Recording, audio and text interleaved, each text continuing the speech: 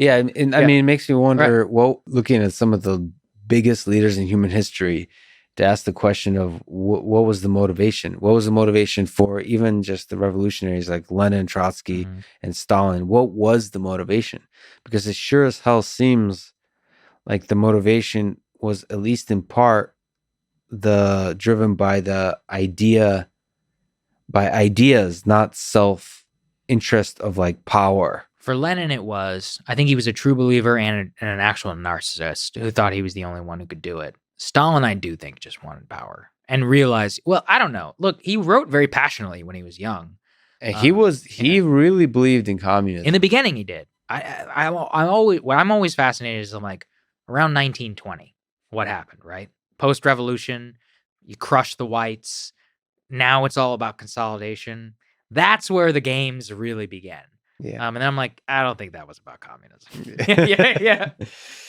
Yeah. Yeah, maybe it became a useful propaganda tool, but it still seemed like he believed in it. Whether it was, of course, this is the question. I mean, this is the problem with conspiracy theories for me, and this is legitimate criticism towards me about conspiracy theories, which is, just because you're not like this doesn't mean others aren't like this. So, like, I can't believe that somebody be like deeply two-faced.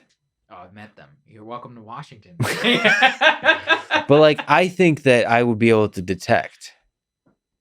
I don't think so. No. These people are good, man. Well, my question is, I've seen it. I mean, well, so there's difference. There's two-faced, like, there's different levels of two-faced. Like, what I mean is to be killing people, and it's like House of Cards style, right? And still present a front like you're not killing people. I don't know if I guess it's possible, but I just don't see that at scale. Like, there's a lot of people like that, and I have trouble imagining some, that's such a compelling narrative that people like to say. Like, people, that's the conspiratorial mindset. I think that skepticism is really powerful and important to have, because it's true, a lot of powerful people abuse their power. But saying that about, I feel like people over assume that. It's like I see that with use of steroids often in sports. Yeah. People seem to make that claim about like everybody who's successful. Right. And I want to be I don't know, something about me wants to be cautious, because I want to give people a chance.